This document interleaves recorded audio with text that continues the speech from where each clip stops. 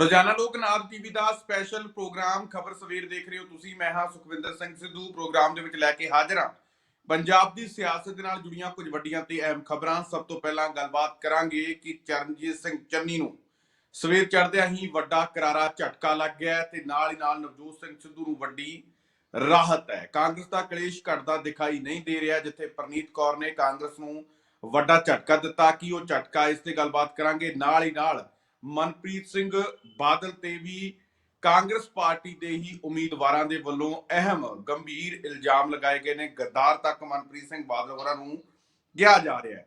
ਹੋਰ ਵੀ ਬਹੁਤ ਸਾਰੀਆਂ ਖਬਰਾਂ ਨੇ ਜਿਨ੍ਹਾਂ ਤੇ ਵਿਸਤਾਰਪੂਰਵਕ ਚਰਚਾ ਕਰਾਂਗੇ। ਚਰਚਾ ਦੇ ਲਈ ਮੇਰੇ ਨਾਲ ਜੁੜੇ ਹੋਏ ਨੇ ਰਾਜਨੀਤਿਕ ਮਾਹਰ ਦੇ ਤੌਰ ਤੇ ਡਾਕਟਰ ਭੀਮਿੰਦਰ ਸਿੰਘ ਜੀ। ਸਭ ਤੋਂ ਪਹਿਲਾਂ ਸਵਾਗਤ ਕਰਦੇ ਹਾਂ ਡਾਕਟਰ ਸਾਹਿਬ, ਸਵਾਗਤ ਹੈ ਪ੍ਰੋਗਰਾਮ ਵਿੱਚ।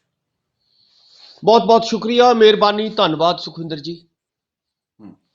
ਡਾਕਟਰ ਸਾਹਿਬ, ਸਭ ਤੋਂ ਪਹਿਲਾਂ ਤਾਂ ਗੱਲ ਜਿਹੜਾ ਚਰਨਜੀਤ ਸਿੰਘ ਚੰਨੀ ਹੋਣਾ ਨੂੰ ਝਟਕਾ ਲੱਗਿਆ ਉਹ ਤੇ ਕਰਾਂਗੇ। ਮੈਂ ਆਪਣੀ ਟੀਮ ਨੂੰ ਕਹਾਂਗੇ ਕਿ ਤਸਵੀਰਾਂ ਦਿਖਾਈਆਂ ਜਾਣ। ਜਿਹੜੇ ਰਿਸ਼ਤੇਦਾਰ ਨੇ ਚਰਨਜੀਤ ਸਿੰਘ ਚੰਨੀ ਦੇ, ਭੁਪਿੰਦਰ ਸਿੰਘ ਹਨੀ, ਆ ਤਸਵੀਰਾਂ 'ਚ ਤੁਸੀਂ ਦੇਖ ਸਕਦੇ ਹੋ। ਪੁਲਿਸ ਦੇ ਵੱਲੋਂ ਗ੍ਰਿਫਤਾਰੀ ਕਰ ਲਈ ਗਈ ਹੈ। ਮੂੰਹ ਲਪੇਟਿਆ ਹੋਇਆ, ਕਾਲੇ ਮਾਸਕ, ਕਾਲੀ ਟੋਪੀ, ਭੁਪਿੰਦਰ ਸਿੰਘ ਹਨੀ ਚਰਨਜੀਤ ਸਿੰਘ ਚੰਨੀ ਦਾ ਰਿਸ਼ਤੇਦਾਰ ਹੈ, ਜਿਸ ਦੇ ਘਰੋਂ 10 ਕਰੋੜ ਰੁਪਏ ਮਿਲੇ ਸੀਗੇ ਤੇ 8 ਘੰਟੇ ਦੀ ਪੁੱਛਗਿੱਛ ਤੋਂ ਬਾਅਦ ਕਹਿੰਦੇ ਜਲੰਧਰ ਦੇ ਵਿੱਚ ਗ੍ਰਿਫਤਾਰ ਕੀਤਾ ਗਿਆ। ਮੋਹਾਲੀ ਦੀ ਸੀਬੀਆਈ ਕੋਰਟ 'ਚ ਪੇਸ਼ ਕੀਤਾ ਜਾਵੇਗਾ।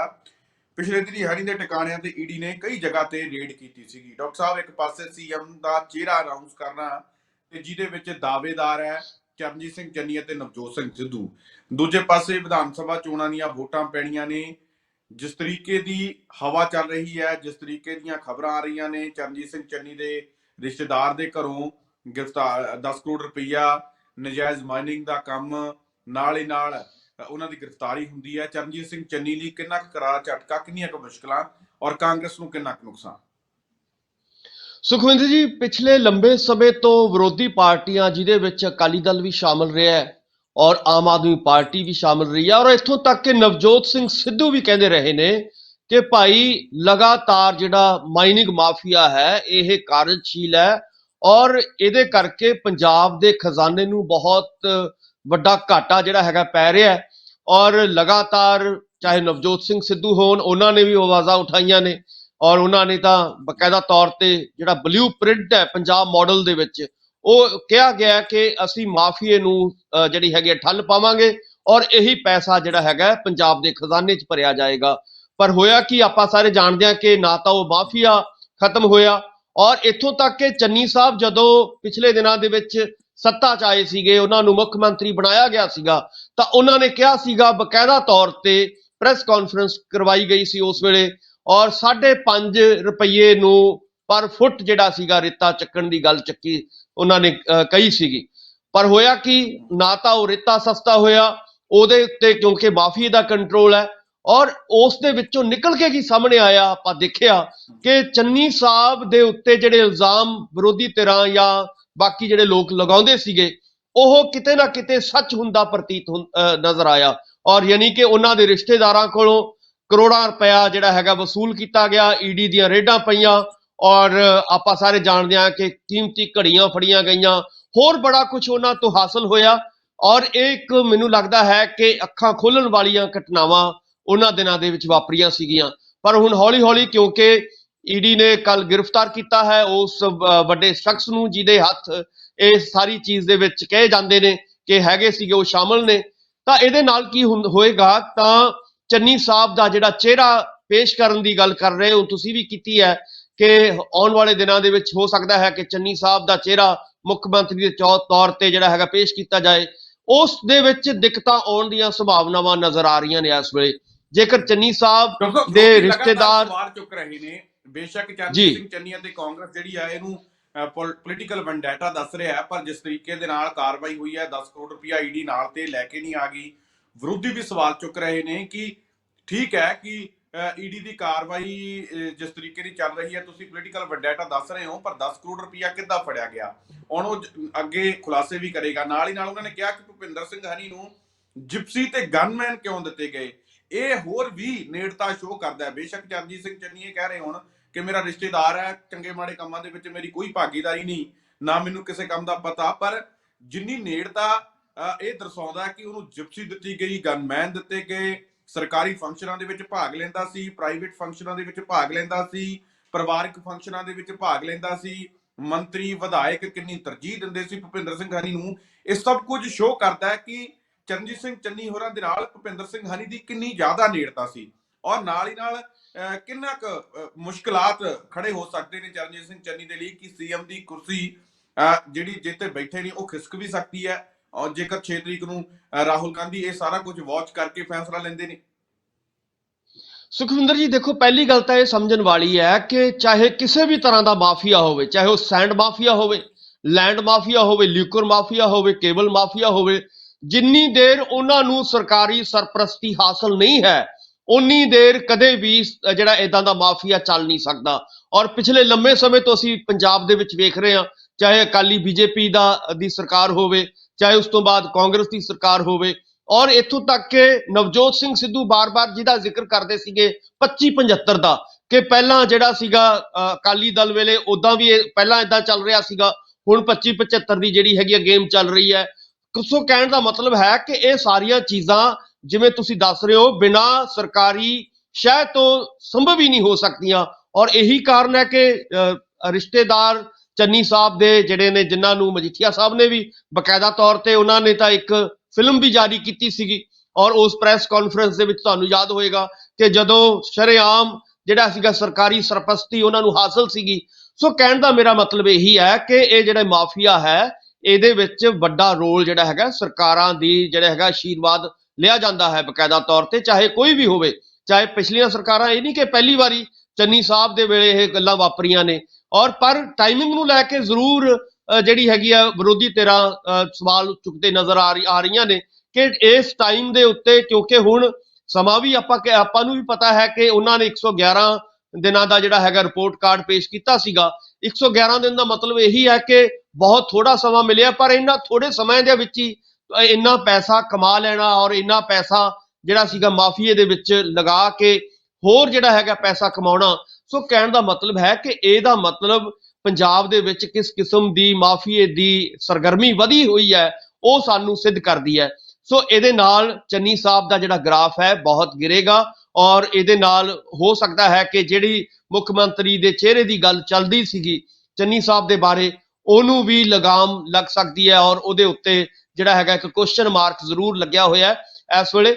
ਸੋ ਕਹਿਣ ਦਾ ਮਤਲਬ ਹੈ ਕਿ ਕਾਂਗਰਸ ਨੂੰ ਜਾਂ ਚੰਨੀ ਸਾਹਿਬ ਨੂੰ ਇਹ ਚਾਹੀਦਾ ਹੈ ਕਿ ਇਹਦਾ ਸਪਸ਼ਟੀਕਰਨ ਦੇਣ।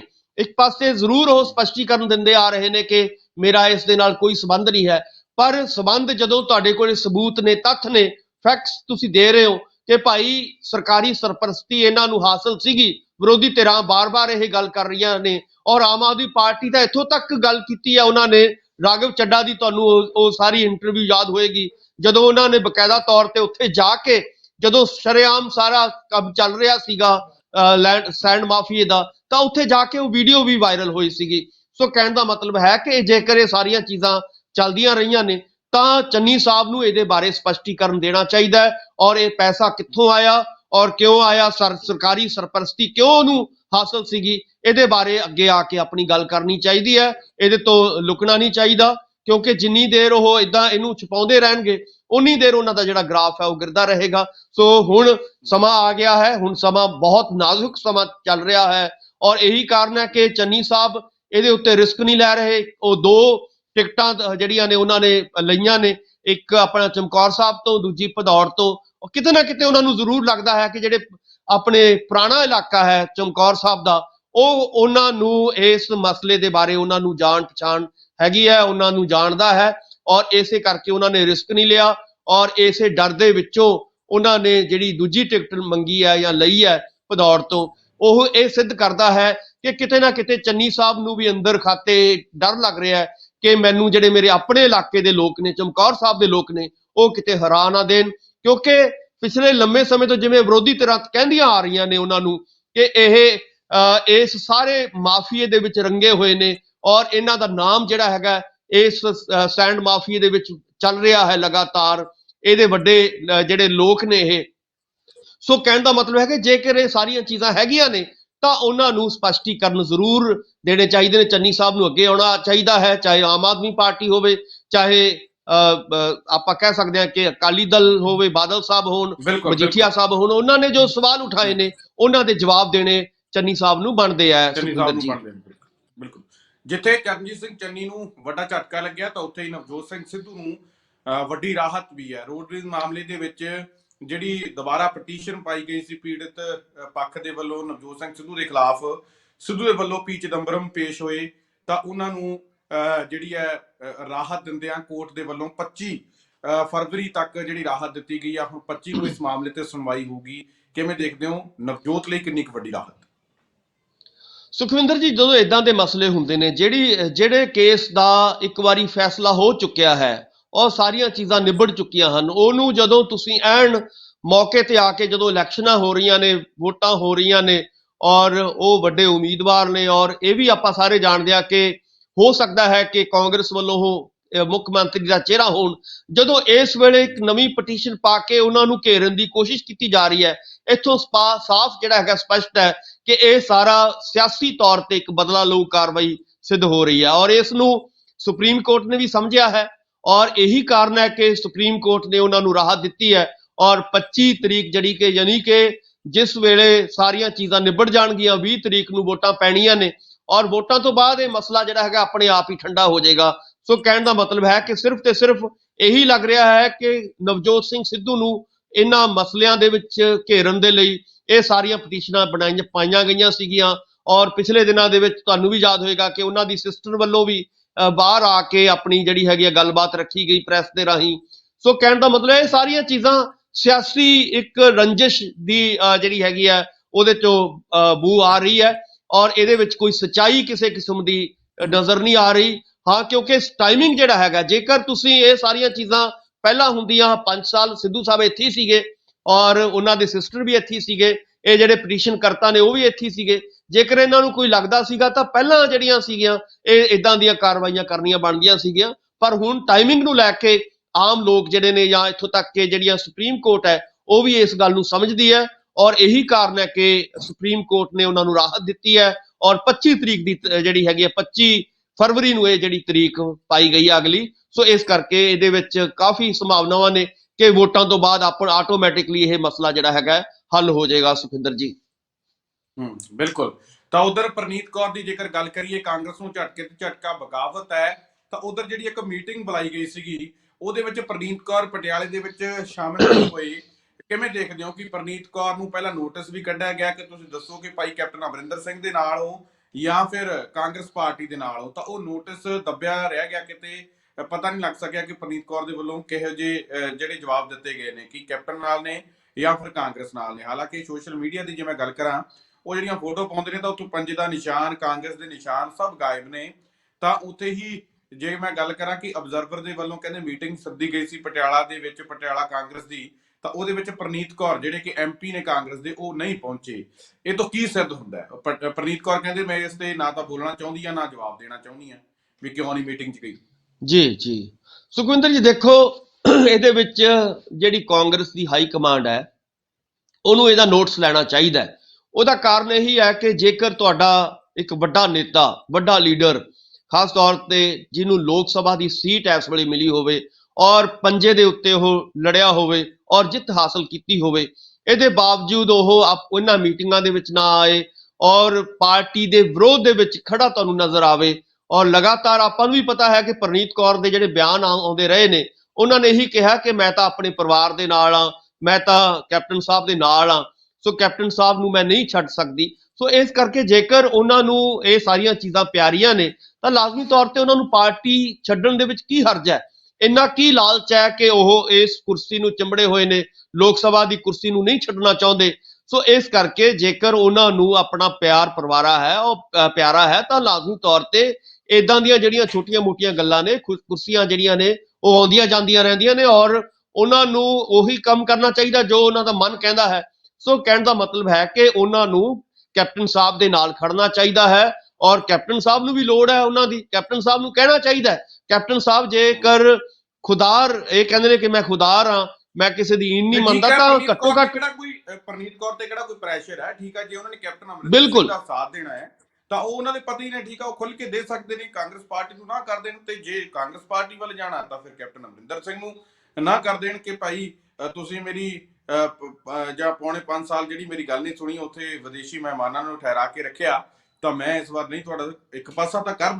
ਤੇ ਨਾਲ ਹੀ ਨਾਲ ਸੰਜੇ ਠਾਕੁਰ ਜਿਹੜੇ ਅਬਜ਼ਰਵਰ ਨੇ ਉਹ ਇਹ ਗੱਲ ਕਹਿ ਰਹੇ ਨੇ ਕਿ ਪ੍ਰਨੀਤ ਕੌਰ ਪਾਰਟੀ ਨੂੰ ਧੋਖਾ ਦੇਣ ਦੀ ਕੋਸ਼ਿਸ਼ ਕਰ ਰਹੇ ਨੇ, ਕਾਂਗਰਸ ਵਿਰੋਧੀ ਪ੍ਰਚਾਰ ਕਰਨ ਦੀ ਕੋਸ਼ਿਸ਼ ਕਰ ਰਹੇ ਨੇ। ਲੱਗਦਾ ਕਿ ਆਉਣ ਵਾਲੇ ਦਿਨਾਂ ਦੇ ਵਿੱਚ ਪ੍ਰਨੀਤ ਕੌਰ ਨੂੰ ਵੀ ਝਟਕਾ ਦਿੰਦੇ ਆ ਜਾਂ ਕਾਂਗਰਸ ਪਾਰਟੀ ਖੁਦ ਉਹਨਾਂ ਤੇ ਕਾਰਵਾਈ ਕਰ ਸਕਦੀ ਹੈ?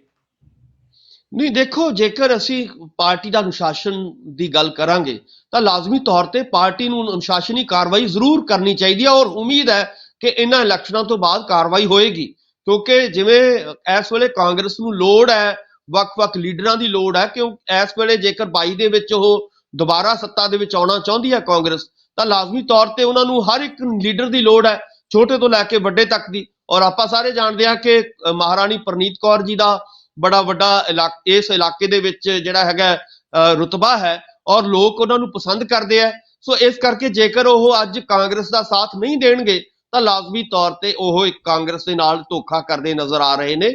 ਸੋ ਉਮੀਦ ਹੈ ਕਿ ਉਹ ਇਸ ਗੱਲ ਨੂੰ ਸਮਝਣਗੇ, ਜਿਹੜੀ ਉਹਨਾਂ ਦੇ ਮਨ ਦੇ ਵਿੱਚ ਦੋ ਚਿੱਤੀ ਬਣੀ ਹੋਈ ਹੈ, ਉਹ ਦੋ ਪਾਸੇ ਪੈਰ ਉਹਨਾਂ ਨੇ ਰੱਖੇ ਹੋਏ ਨੇ। ਦੋ ਬੇੜੀਆਂ ਦੇ ਵਿੱਚ ਜਦੋਂ ਤੁਸੀਂ ਪੈਰ ਰੱਖਦੇ ਹੋ ਤਾਂ ਲਾਜ਼ਮੀ ਤੌਰ ਤੇ ਡੁੱਬਣਾ ਹੀ ਡੁੱਬਣਾ। ਸੋ ਇਸ ਕਰਕੇ ਮਹਾਰਾਣੀ ਪ੍ਰਨੀਤ ਕੌਰ ਜੀ ਨੂੰ ਇੱਕ ਫੈਸਲਾ ਲੈਣਾ ਚਾਹੀਦਾ ਹੈ, ਇੱਕ ਬੇੜੀ ਦੇ ਵਿੱਚ ਬੈਠ ਜਾਣ ਤਾਂ ਕਿ ਉਹ ਉਸ ਬੇੜੀ ਨੂੰ ਸਿਰੇ ਲਾ ਸਕਣ। ਸੋ ਉਮੀਦ ਹੈ ਆਉਣ ਵਾਲੇ ਦਿਨਾਂ ਦੇ ਵਿੱਚ ਕਾਂਗਰਸ ਇਸ ਮਸਲੇ ਨੂੰ ਹੱਲ ਕਰੇਗੀ ਔਰ ਪ੍ਰਨੀਤ ਕੌਰ ਜੀ ਨੂੰ ਇੱਕ ਜਿਹੜਾ ਫੈਸਲਾ ਲੈਣ ਦੇ ਲਈ ਮਜਬੂਰ ਕੀਤਾ ਜਾਏਗਾ। ਔਰ ਜੇਕਰ ਇਹ ਨਹੀਂ ਹੁੰਦਾ ਤਾਂ ਕਾਂਗਰਸ ਨੂੰ ਵੱਡੇ ਝਟਕੇ ਇਸ ਇਲਾਕੇ ਦੇ ਵਿੱਚ, ਖਾਸ ਤੌਰ ਤੇ ਪਟਿਆਲੇ ਦੇ ਵਿੱਚ, ਪਟਿਆਲੇ ਦੀਆਂ 9 ਸੀਟਾਂ ਨੇ ਸੁਖਵਿੰਦਰ ਜੀ, ਆਪਾਂ ਸਾਰੇ ਜਾਣਦੇ ਆ ਕਿ ਲੋਕ ਸਭਾ ਦੀਆਂ, ਔਰ 9 ਸੀਟਾਂ ਦੇ ਵਿੱਚ ਹੀ ਉਹਨਾਂ ਦਾ ਦਬਦਬਾ ਹੈ ਮਹਾਰਾਣੀ ਪ੍ਰਨੀਤ ਕੌਰ ਦਾ। ਔਰ ਇਸ ਕਰਕੇ ਜੇਕਰ ਉਹ ਕਾਂਗਰਸ ਦੇ ਨਾਲ ਨਹੀਂ ਖੜਨਗੇ ਜਾਂ ਅੰਦਰ ਖਾਤੇ ਆਪਣੇ ਪਤੀ ਦੀ ਮਦਦ ਕਰਨਗੇ, ਬੀਜੇਪੀ ਦੀ ਮਦਦ ਕਰਨਗੇ, ਤਾਂ ਇਹਦੇ ਨਾਲ ਵੱਡਾ ਝਟਕਾ ਜਿਹੜਾ ਹੈਗਾ ਕਾਂਗਰਸ ਨੂੰ ਲੱਗ ਸਕਦਾ ਹੈ ਔਰ ਕਾਂਗਰਸ ਨੂੰ ਇਹ 9 ਦੀਆਂ 9 ਸੀਟਾਂ ਜਿਹੜੀਆਂ ਹਾਰਨ ਦੀਆਂ ਸੰਭਾਵਨਾਵਾਂ ਹੋ ਸਕਦੀਆਂ ਨੇ ਸੁਖਵਿੰਦਰ ਜੀ। ਤਾਂ ਉਧਰ ਮਨਪ੍ਰੀਤ ਬਾਦਲ ਨੂੰ ਲੈ ਕੇ ਵੀ ਕਾਂਗਰਸ ਦੇ ਵਿੱਚ ਖਿੱਚੋਤਾਣ ਚੱਲ ਪਈ ਹੈ। ਕਿਹਾ ਜਾ ਰਿਹਾ ਕਿ ਮਨਪ੍ਰੀਤ ਬਾਦਲ ਗਿੱਦੜਬਾਹਾ ਦੇ ਜਿਹੜੇ ਵਿਧਾਇਕ ਨੇ ਮੌਜੂਦਾ ਤੇ ਹੁਣ ਕਾਂਗਰਸ ਪਾਰਟੀ ਦੇ ਉਮੀਦਵਾਰ ਨੇ, ਰਾਜਾ ਵੜਿੰਗ ਦੇ ਜਿਹੜੇ ਹਲਕੇ ਦੇ ਵਿੱਚ ਜਾ ਕੇ ਦਖਲਅੰਦਾਜ਼ੀ ਕਰ ਰਹੇ ਨੇ, ਹਰਾਉਣ ਦੀ ਕੋਸ਼ਿਸ਼ ਕਰ ਰਹੇ ਨੇ, ਅਕਾਲੀ ਦਲ ਦਾ ਸਾਥ ਦੇ ਰਹੇ ਨੇ। ਤਾਂ ਉਧਰ ਬਠਿੰਡਾ ਦਿਹਾਤੀ ਦੇ ਉਮੀਦਵਾਰ ਹਰਵਿੰਦਰ ਸਿੰਘ ਲਾਡੀ ਦੇ ਵੱਲੋਂ ਵੀ ਇਹ ਗੱਲ ਕਹੀ ਜਾ ਰਹੀ ਹੈ ਕਿ ਮੇਰੇ ਹਲਕੇ ਦੇ ਵਿੱਚ ਵੀ ਉਹਨਾਂ ਦੇ ਵੱਲੋਂ ਦਖਲ ਦੇ ਦਿੱਤਾ ਜਾ ਰਿਹਾ। ਆਮ ਆਦਮੀ ਪਾਰਟੀ ਦੇ ਨਾਲ ਗੱਠਜੋੜ ਕਰਨ ਦੀ ਕੋਸ਼ਿਸ਼ ਹੈ, ਬਾਦਲਾਂ ਦੀ ਮਦਦ ਕਰਨ ਦੀ ਕੋਸ਼ਿਸ਼ ਹੈ। ਹਰਵਿੰਦਰ ਲਾਡੀ ਉਹੀ ਨੇ ਜਿਨ੍ਹਾਂ ਦੀ ਮਨਪ੍ਰੀਤ ਸਿੰਘ ਬਾਦਲ ਹੋਰਾਂ ਦੇ ਨਾਲ ਇੱਟ ਕੁੱਤੇ ਦਾ ਵੈਰ, ਆਪਾਂ ਜੇ ਕਹਿ ਲਈਏ, ਮਾਫ ਕਰਨਾ ਅਜਿਹੀ ਭਾਸ਼ਾ ਵਰਤਣੀ ਪੈ ਗਈ, ਜੇ ਆਪਾਂ ਕਹਿ ਲਈਏ ਕਿ ਪੂਰਨ ਤਰੀਕੇ ਦੇ ਨਾਲ ਇੱਕ ਦੂਜੇ ਦੇ ਵਿਰੋਧੀ ਨੇ, ਤਾਂ ਉਸ ਤਰੀਕੇ ਦੇ ਨਾਲ ਫਿਰ ਵੀ ਜਿਹੜਾ ਨਵਜੋਤ ਸਿੰਘ ਸਿੱਧੂ ਹੋਰਾਂ ਦੇ ਵੱਲੋਂ ਡਟ ਕੇ ਉਹਨਾਂ ਦਾ ਸਾਥ ਦਿੰਦੇ ਆ, ਹਰਵਿੰਦਰ ਸਿੰਘ ਲਾਡੀ ਨੂੰ ਟਿਕਟ ਦਿਵਾਈ ਗਈ। ਤਾਂ ਹੁਣ ਉਹਨਾਂ ਦੇ ਵੱਲੋਂ ਕਿਹਾ ਜਾ ਰਿਹਾ ਕਿ ਮਨਪ੍ਰੀਤ ਬਾਦਲ ਇੱਥੇ ਗੱਦਾਰੀ ਕਰ ਰਹੇ ਨੇ, ਬਾਦਲਾਂ ਤੇ ਆਮ ਆਦਮੀ ਪਾਰਟੀ ਦਾ ਸਾਥ ਦੇ ਰਹੇ ਨੇ ਗਿੱਦੜਬਾਹਾ ਸੀਟ ਤੇ ਖਾਸ ਕਰਕੇ, ਤੇ ਨਾਲ ਹੀ ਨਾਲ ਉਹਨਾਂ ਦੀ ਹਰਵਿੰਦਰ ਸਿੰਘ ਲਾਡੀ ਦੀ ਸੀਟ ਬਠਿੰਡਾ ਦਿਹਾਤੀ ਤੇ। ਕਿਵੇਂ ਦੇਖਦੇ ਹੋ ਕਿ ਕਾਂਗਰਸ ਦਾ ਇਹ ਕਲੇਸ਼ ਕਿੱਧਰ ਨੂੰ ਜਾ ਰਿਹਾ ਤੇ ਕਿਸ ਤਰੀਕੇ ਦੇ ਨਾਲ ਇਹ ਸੱਤਾ ਹਾਸਲ ਕਰ ਪਾਏਗਾ ਫਿਰ? ਜੀ ਸੁਖਵਿੰਦਰ ਜੀ, ਦੇਖੋ, ਮਨਪ੍ਰੀਤ ਬਾਦਲ ਹੋਰਾਂ ਤੇ ਇਦਾਂ ਦੇ ਦੋਸ਼ ਪਹਿਲੇ ਵਾਰੀ ਨਹੀਂ ਲੱਗੇ। ਜਦੋਂ ਪਿਛਲੇ ਵਾਰੀ 19 ਦੀਆਂ ਲੋਕ ਸਭਾ ਦੀਆਂ ਚੋਣਾਂ ਸੀਗੀਆਂ ਔਰ ਇਹੀ ਗਿੱਦੜਬਾਹਾ ਤੋਂ ਜਿਹੜੇ ਇਸ ਵੇਲੇ ਉਮੀਦਵਾਰ ਨੇ, MLA ਨੇ, ਰਾਜਾ ਵੜਿੰਗ ਜੀ, ਉਹ ਲੋਕ ਸਭਾ ਸੀਟ ਲੜ ਰਹੇ ਸੀ ਕਾਂਗਰਸ ਵੱਲੋਂ, ਤਾਂ ਉਸ ਵੇਲੇ ਵੀ ਅਕਾਲੀਆਂ ਦੀ ਮਦਦ ਕਰਨ ਦੇ ਦੋਸ਼ ਕਿਸੇ ਵੇਲੇ ਸਾਹਮਣੇ ਆਏ ਸੀਗੇ ਕਿ ਮਨਪ੍ਰੀਤ ਬਾਦਲ ਜੀ ਨੇ ਉਹਨਾਂ ਦੀ ਮਦਦ ਕੀਤੀ ਹੈ ਔਰ ਆਪਣੇ ਇਲਾਕੇ ਚੋਂ ਉਹਨਾਂ ਨੂੰ ਜਿਤਾਇਆ ਹੈ। ਸੋ ਉਹਦਾ ਨਤੀਜਾ ਸੀਗਾ ਕਿ ਬਹੁਤ ਥੋੜੇ ਮਾਰਜਨ ਦੇ ਉੱਤੇ ਵੀ ਹਰਸਿਮਰਤ ਬਾਦਲ ਜੀ ਜਿੱਤੇ ਸੀਗੇ ਔਰ ਉਹਦਾ ਜਿੱਤ ਦਾ ਵੱਡਾ ਸਿਹਰਾ ਮਨਪ੍ਰੀਤ ਬਾਦਲ ਹੋਰਾਂ ਨੂੰ ਜਾਂਦਾ ਸੀਗਾ। ਅੰਦਰ ਖਾਤੇ ਉਹਨਾਂ ਨੇ ਹੈਲਪ ਕੀਤੀ, ਉਹਦਾ ਦੇ ਦੋਸ਼ ਉਹਨਾਂ ਤੇ ਜ਼ਰੂਰ ਲੱਗਦੇ ਰਹੇ ਨੇ ਸੀਗੇ। ਉਹ ਹੁਣ ਵੀ ਜਿਹੜੇ ਨੇ ਲਗਭਗ ਉਸੇ ਤਰ੍ਹਾਂ ਦੇ ਦੋਸ਼, ਕਿਉਂਕਿ ਕਾਰਨ ਇਹੀ ਹੈ ਕਿ ਮਨਪ੍ਰੀਤ ਬਾਦਲ ਜੀ ਦਾ ਲੰਮਾ ਸਮਾਂ ਜਿਹੜਾ ਰਿਹਾ ਹੈ ਜਾਂ ਉਸ ਜਿਸ ਪਰਿਵਾਰ ਦੇ ਵਿੱਚੋਂ ਆਉਂਦੇ ਨੇ ਉਹ ਬਾਦਲ ਪਰਿਵਾਰ ਹੀ, ਆਪਾਂ ਸਾਰੇ ਜਾਣਦੇ ਆ, ਇਹਦੇ ਬਾਰੇ ਮੈਂ ਵਿਸਥਾਰ ਦੇ ਵਿੱਚ ਨਹੀਂ ਜਾਵਾਂਗਾ। ਪਰ ਕਿਤੇ ਨਾ ਕਿਤੇ ਜਿਹੜਾ ਮਨ ਦੇ ਵਿੱਚ ਦੋਸ਼ ਜਿਹੜਾ ਹੈਗਾ ਉਹ ਜ਼ਰੂਰ ਲੱਗਦਾ ਹੈ ਇਹਨਾਂ ਲੀਡਰਾਂ ਦੇ ਦੁਆਰਾ, ਚਾਹੇ ਰਾਜਾ ਵੜਿੰਗ ਜੀ ਹੋਣ, ਚਾਹੇ ਕੋਈ ਹੋਰ ਵੱਡੇ ਲੀਡਰ ਹੋਣ ਉਸ ਇਲਾਕੇ ਦੇ। ਉਹਨਾਂ ਨੇ ਉਹ ਸਿੱਧੇ ਜਾਂ ਸਿੱਧੇ ਤੌਰ ਤੇ ਜ਼ਰੂਰ ਇਹ ਗੱਲ ਕਹਿੰਦੇ ਨਜ਼ਰ ਆ ਰਹੇ ਨੇ ਕਿ ਮਨਪ੍ਰੀਤ ਬਾਦਲ ਆਪਣੀ ਜਿਹੜੀ ਮਾਂ ਪਾਰਟੀ ਹੈ ਅਕਾਲੀ ਦਲ ਬਾਦਲ ਹੈ, ਉਹਦਾ ਜ਼ਰੂਰ ਉਹਨਾਂ ਦੇ ਨਾਲ ਹੇਜ ਹੈ, ਉਹਨਾਂ ਦੇ ਨਾਲ ਮੋਹ ਹੈ ਔਰ ਇਸ ਹੇਜ ਦੇ ਕਰਕੇ, ਇਸ ਮੋਹ ਦੇ ਕਰਕੇ ਉਹ ਇਹਨਾਂ ਦੀ ਮਦਦ ਕਰਦੇ ਜ਼ਰੂਰ ਨਜ਼ਰ ਆ ਰਹੇ ਨੇ। ਸੋ ਜੇਕਰ ਇਸ ਹੈ ਤਾਂ ਲਾਜ਼ਮੀ ਤੌਰ ਤੇ ਜਿਵੇਂ ਪਟਿਆਲੇ ਦੀ ਆਪਾਂ ਗੱਲ ਕੀਤੀ ਹੈ ਉਸੇ ਤਰ੍ਹਾਂ ਦਾ ਸੰਕਟ ਜਿਹੜਾ ਹੈਗਾ ਬਠਿੰਡੇ ਏਰੀਏ ਦੇ ਵਿੱਚ ਹੋ ਸਕਦਾ ਹੈ, ਕਿਉਂਕਿ ਬਠਿੰਡੇ ਏਰੀਏ ਦੇ ਵਿੱਚ ਵੀ ਬਹੁਤ ਫਸਵੀਂ ਟੱਕਰ ਤੁਹਾਨੂੰ ਨਜ਼ਰ ਆ ਰਹੀ ਹੈ, ਚਾਹੇ ਉਹ ਗਿੱਦੜਬਾਹੇ ਤੋਂ ਹੋਵੇ, ਚਾਹੇ ਬਠਿੰਡਾ 1 ਤੋਂ ਹੋਵੇ, ਚਾਹੇ ਬਠਿੰਡਾ 2 ਤੋਂ ਹੋਵੇ। ਜਿਹੜੇ ਲੋਕ ਨੇ ਇਸ ਵੇਲੇ ਉਹ ਬਹੁਤਾ ਸਾਥ ਜਿਹੜਾ ਹੈਗਾ ਕਾਂਗਰਸ ਦਾ ਦਿੰਦੇ ਨਜ਼ਰ ਨਹੀਂ ਆ ਰਹੇ ਔਰ ਮਾਰਜਨ ਬਹੁਤ ਘੱਟ ਹੋਏਗਾ ਔਰ ਇਸ ਮਾਰਜਨ ਘੱਟ ਕਰਨ ਦੇ ਲਈ ਜਿਹੜਾ ਹੈਗਾ ਮਨਪ੍ਰੀਤ ਬਾਦਲ ਦਾ ਜਿਹੜਾ ਰੋਲ ਰਹੇਗਾ ਉਹ ਇੱਕ ਵੱਡਾ ਰੋਲ ਰਹੇਗਾ। ਉਹ ਕਿੱਧਰ ਜਾਂਦੇ ਨੇ, ਉਹ ਅਕਾਲੀ ਦਲ ਨੂੰ ਵੋਟਾਂ ਪਾਉਂਦੇ ਨੇ ਜਾਂ ਕਾਂਗਰਸ ਨੂੰ ਪਾਉਂਦੇ ਨੇ, ਇਹਦੇ ਉੱਤੇ ਬਹੁਤ ਜਿਹੜਾ ਹੈਗਾ ਮੁਨਸਰ ਕਰੇਗਾ। ਸੋ ਜੇਕਰ ਹੁਣ ਤੱਕ ਦੀ ਉਹਨਾਂ ਦੀ ਕਾਰਵਾਈ ਦੇਖਦੇ ਹਾਂ ਤਾਂ ਜਿਹੜੇ ਦੋਸ਼ ਲਗਾਏ ਗਏ ਨੇ ਵੱਖ-ਵੱਖ ਉਮੀਦਵਾਰਾਂ ਦੇ ਰਾਹੀਂ, ਚਾਹੇ ਰਾਜਾ ਵੜਿੰਗ ਜਾਂ ਹੋਰ ਦੇ ਰਾਹੀਂ, ਤਾਂ ਉਹ ਇਹੀ ਸਿੱਧ ਕਰਦੇ ਨੇ ਕਿ ਮਨਪ੍ਰੀਤ ਬਾਦਲ ਜਿਹੜੇ ਨੇ ਉਹ ਕਾਂਗਰਸ ਤੋਂ ਦੇ ਘੱਟ ਔਰ ਅਕਾਲੀ ਦਲ ਦੇ ਵੱਧ ਉਮੀਦਵਾਰ ਜਿਹੜੇ ਨੇ, ਯਾਨੀ ਕਿ ਇੱਥੋਂ ਤੱਕ ਕਿ ਗਦਾਰ ਵੀ ਉਹਨਾਂ ਨੂੰ ਕਹਿ ਦਿੱਤਾ ਗਿਆ, ਇਹ ਜਿਹੜੀ ਭਾਸ਼ਾ ਵੀ ਵਰਤੀ ਗਈ ਹੈ। ਸੋ ਜੇਕਰ ਇਹ ਸੱਚ ਹੈ ਤਾਂ ਲਾਜ਼ਮੀ ਤੌਰ ਤੇ ਕਾਂਗਰਸ ਦੇ ਲਈ ਆਉਣ ਵਾਲੇ ਦਿਨਾਂ ਦੇ ਵਿੱਚ ਬਠਿੰਡਾ ਏਰੀਆ ਦੇ ਵਿੱਚ ਵੀ ਹੋ ਸਕਦਾ ਹੈ ਕਿ ਵੱਡਾ ਘਾਟਾ ਉਹਨਾਂ ਨੂੰ ਪਵੇ ਔਰ ਇਹਦੇ ਵਿੱਚ ਇਹਨੂੰ ਬਚਾਉਣ ਦੀ ਲੋੜ ਹੈ ਔਰ ਇਹਦੇ ਤੋਂ ਬਚਣ ਦੀ ਲੋੜ ਹੈ, ਕਿਉਂਕਿ ਇਸ ਵੇਲੇ ਇੱਕ ਮੁੱਠਤਾ ਜਿੰਨੀ ਦੇਰ ਨਹੀਂ ਦਿਖਾਉਂਦੀ ਕਾਂਗਰਸ, ਉਨੀ ਦੇਰ ਵੱਖ-ਵੱਖ ਜਿਹੜਾ ਹੈਗਾ ਆਪਾਂ ਸਾਰੇ ਦੇਖਦੇ ਹਾਂ ਕਿ ਵੱਖ-ਵੱਖ ਜਿਹੜੇ ਉਮੀਦਵਾਰ ਨੇ ਉਹ ਬਗਾਵਤੀ ਸੁਰਾਂ ਅਪਣਾ ਰਹੇ ਨੇ ਔਰ ਕੱਲ ਵੀ ਬਹੁਤੇ ਲੋਕ ਜਿਹੜੇ ਨੇ ਉਹ ਛੱਡ ਕੇ ਕਾਂਗਰਸ ਦੇ ਵੱਡੇ ਲੀਡਰ ਹੰਸਪਾਲ ਜੀ ਜਿਹੜੇ ਕਿਸੇ ਵੇਲੇ ਪ੍ਰਧਾਨ ਰਹੇ ਨੇ ਉਹ ਛੱਡ ਕੇ ਆਮ ਆਦਮੀ ਪਾਰਟੀ 'ਚ ਜਾਂ ਦੂਜੀ ਪਾਰਟੀਆਂ 'ਚ ਜਾ ਰਹੇ ਨੇ। ਸੋ ਇੱਥੋਂ ਪਤਾ ਲੱਗਦਾ ਹੈ ਕਿ ਕਾਂਗਰਸ ਦੀ ਜਿਹੜੀ ਖਾਨਾ ਜੰਗੀ ਹੈ ਉਹ ਬਹੁਤ ਤੇਜ਼ ਹੋ ਰਹੀ ਹੈ ਔਰ ਇਹ 12 ਵਾਲਾ ਕੋਈ ਜਿਹੜਾ ਇਤਿਹਾਸ ਉਹ ਨਾ ਦੁਹਰਾਇਆ ਜਾਏ ਕਿ 12 ਦੇ ਵਿੱਚ ਜਿਵੇਂ ਕਾਂਗਰਸ ਨੇ ਆਪਣੇ ਆਪ ਨੂੰ ਹਰਾ ਲਿਆ ਸੀਗਾ ਔਰ ਇਹੀ ਇਤਿਹਾਸ ਜੇਕਰ ਇਸ ਵਾਰੀ ਆਉਂਦਾ ਹੈ ਤਾਂ ਲਾਜ਼ਮੀ ਤੌਰ ਤੇ ਕਾਂਗਰਸ ਨੂੰ ਆਉਣ ਵਾਲੇ ਦਿਨਾਂ ਦੇ ਵਿੱਚ ਵੱਡੇ ਘਾਟੇ ਪੈ ਸਕਦੇ ਨੇ। ਸੁਖਵਿੰਦਰ ਜੀ ਬਿਲਕੁਲ। ਤਾਂ ਡਾਕਟਰ ਸਾਹਿਬ ਤੁਸੀਂ ਸਾਡੇ ਨਾਲ ਇਸ ਪ੍ਰੋਗਰਾਮ ਦੇ ਵਿੱਚ ਜੁੜੇ, ਤੁਹਾਡਾ ਬਹੁਤ ਬਹੁਤ ਧੰਨਵਾਦ। ਬਹੁਤ-ਬਹੁਤ ਸ਼ੁਕਰੀਆ, ਮਿਹਰਬਾਨੀ, ਧੰਨਵਾਦ।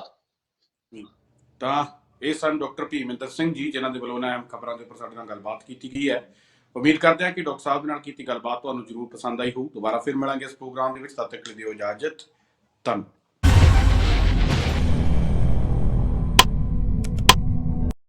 ਬਿਲਕੁਲ ਸਰ, ਜੋਤਿਸ਼ਕ ਵਿਦਿਆ ਇੱਕ ਐਸਟ੍ਰੋਲੋਜਰ ਰੋਹਿਤ ਜੋਸ਼ੀ ਜੀ ਦਾ ਸਾਰੀ ਦੁਨੀਆ ਨੂੰ ਖੁੱਲਾ ਚੈਲੰਜ। ਕੀ ਤੁਸੀਂ ਜ਼ਿੰਦਗੀ ਦੇ ਕਿਸੇ ਵੀ ਸਮੱਸਿਆ ਤੋਂ ਪਰੇਸ਼ਾਨ ਹੋ? ਕੀ ਤੁਹਾਡੇ ਵਿਆਹ 'ਚ ਹੋ ਰਹੀ ਹੈ ਦੇਰੀ? ਕੀ ਤੁਸੀਂ ਸੰਤਾਨ ਸੁੱਖ ਤੋਂ ਵਾਂਝੇ ਹੋ? ਕੀ ਤੁਹਾਨੂੰ ਮਨਚਾਹਾ ਪਿਆਰ ਨਹੀਂ ਮਿਲ ਰਿਹਾ? ਕੀ ਤੁਸੀਂ ਲਗਾਉਣਾ ਚਾਹੁੰਦੇ ਲਾਟਰੀ ਦਾ ਸਹੀ ਨੰਬਰ? ਕੀ ਤੁਹਾਨੂੰ ਨੌਕਰੀ ਨਹੀਂ ਮਿਲ ਰਹੀ? ਕੀ ਤੁਹਾਡਾ ਵੀਜ਼ਾ ਨਹੀਂ ਲੱਗ ਰਿਹਾ? ਕੀ ਤੁਸੀਂ ਵਿਦੇਸ਼ 'ਚ ਪੱਕਾ ਹੋਣਾ ਚਾਹੁੰਦੇ ਹੋ? ਧਨ ਦੀ ਕਮੀ, ਬਿਮਾਰੀ ਤੋਂ ਪਰੇਸ਼ਾਨੀ, ਘਰ ਬੈਠੇ ਬਿਠਾਏ ਹੀ ਕੀਤਾ ਜਾਵੇਗਾ ਤੁਹਾਡੀਆਂ ਸਮੱਸਿਆਵਾਂ ਦਾ ਸਮਾਧਾਨ। ਫੀਸ ਕਮ ਹੋਣ ਤੋਂ ਬਾਅਦ ਇਹਨਾਂ ਸਾਰੀਆਂ ਸਮੱਸਿਆਵਾਂ ਦੇ ਪੱਕੇ ਹੱਲ ਲਈ ਇੱਕ ਵਾਰ ਜ਼ਰੂਰ ਐਸਟ੍ਰੋਲੋਜਰ ਰੋਹਿਤ ਜੋਸ਼ੀ ਜੋ ਕਰਦੇ ਨੇ ਫ੍ਰੀ ਸੇਵਾ, ਫ੍ਰੀ ਸਮਾਧਾਨ। 99 968 26 004।